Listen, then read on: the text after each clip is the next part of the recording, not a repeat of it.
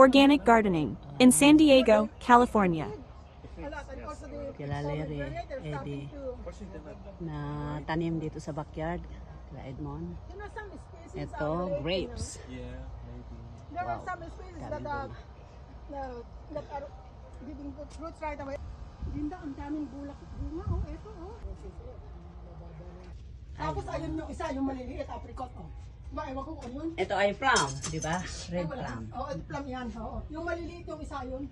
Nasaan si Larry? Sabihin, mahingi tayo po. Hala kung ilan. Pahingi. Magdadalhin daw na sa church pagka yung hinog na. Ah, hindi pa? Hilaw pa, maasim pa. Maasim Ay, hindi pa, matigas Tipo, na. meron pang isang klase, oh, ayun, oh. Yeah, hingi ako. Gusto ko to. Nakakatuwa din. Yung avocado na pinatay niya eh, kasi hindi rin Dami nabuhay. bunga. Kumukuhan lang, tumataas lang. Ito ate, ang dami. Kakatuwa. Ano? Oh, wow.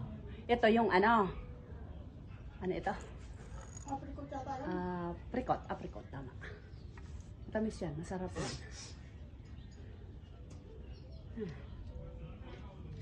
Hindi pa nga ano. Matigas pa. Kailangan yung malambot.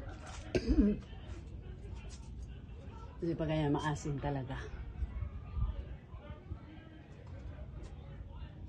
Hindi ko makain ito. Ang dami ko kinuha. Backyard nila Larry and Eddie Labor. Ang daming prutas, ang daming bunga. Itong plums. Oh. Ang ganda ito sa digestive system.